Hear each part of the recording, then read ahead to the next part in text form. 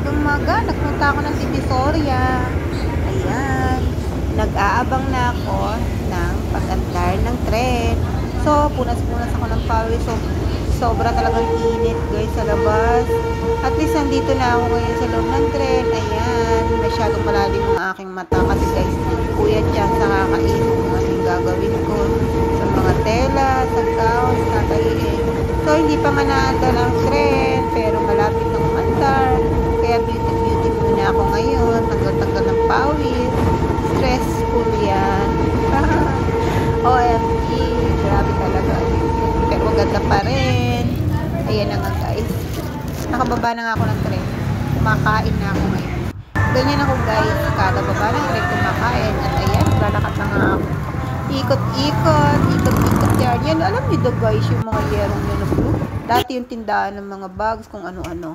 So, ito na nga guys, nandun na nga ako sa loob ng Divisoria. Nakakita ako ng tela na napakaganda. So, mahal nga siya, pero okay lang. Gagawin ko siyang maganda talaga dahil mahal siya. Tsaka kahit simple lang, talagang gagawin ko pa rin maganda. So, ito na nga, naliligaw na yata ako palabas. Sobrang init. Ay, sa wakas, nakalabas na ako na daan ng tela. Ito na nga, dito na ako sa paghindihan ng gunting, karayan, sinulit, zipper, chok. Ayan guys, namamaos na ako. Alam nyo ba guys, sinipon ako guys. Talaga sobrang init talaga. Inuubo-ubo pa nga ako dyan. Joke, wala akong COVID. Oh, ito na nga. Nandito naman ako sa isang lugar ng bilihan ng mga souvenir. So, ito na nga. Bumibili na nga ako ng mga kung ano-anong mga borloloy para sa gown na gagamitin ko.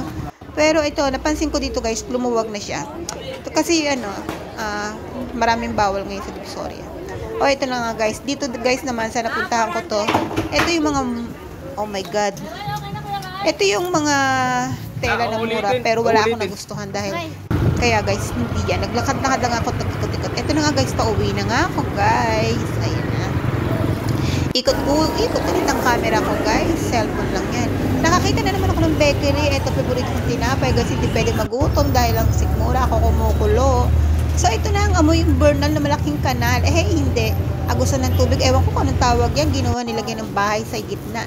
So, ang baho pa rin niya. Oh, nakita ko ngayon ang mall. Yung dati niyang bukasan, hindi ko alam ang tawag yan eh. Eto guys, dati nadaan ako dyan. Papunta ng Divisoria Mall, ganyan.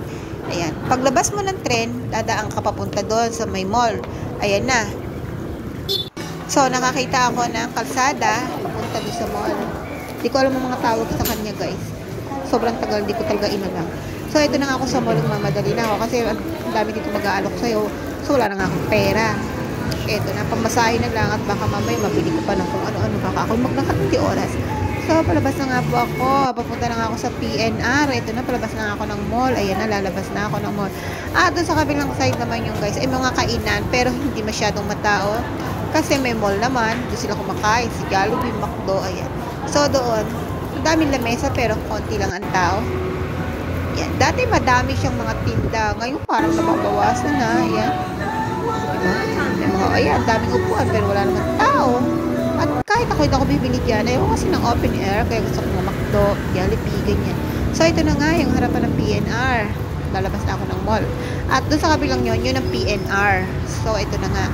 Doon sa PNR na yun, nandun ang tren. Siyempre, sa tren, doon ako pupunta, doon ako sasakay. Ayun na, nakapasok na ako, guys. Thanks God. Panay ang pawis, punas ng pawis. Hindi pa bilihan ng ticket, kaya antay-antay muna ako. Ayan na nga, bayadan na ng ticket. Pabili na nga ako.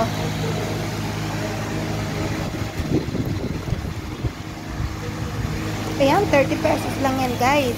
Tutuban ko alabang na yan, guys. So, nakauwi na nga ako. Ito na nga yung nabili kong tela. Hikaw, mga, ayan, tela sa likod. Nabili ko na, ba diba? Ayan ang mga hikaw. Type ko lang siyang bilhin, guys. Yan. Gusto ko lang may mga stock akong ganyan. Pag nagandahan ako, bumibili talaga ako ng ganyan. Kaya lang, nawawala ng aking anak. Talagang winawala niya kada gamit niya. Ayan nga, guys. Gagawin ko yan. Mahal yan, guys. Pero, okay lang. Pero ito guys, kaya ng bulsa ko to. Kaya gagawin ko na to guys. Ngayon din. Ayan na nga, tinatabas ko na nga. Pagdating ko, tinabas ko na. Gagawin ko na yung guys na gown. Kaya tingnan nyo, antay-antay lang. At suot ko na yan mamaya. Ayan, tinatay ko na. Nakita nyo naman, diba? Oh, hello. Ako lang to guys. Ang Elflueria. Oh, diba? Salamat guys sa panonood. Sana subscribe nyo rin ako at like and share. Thank you!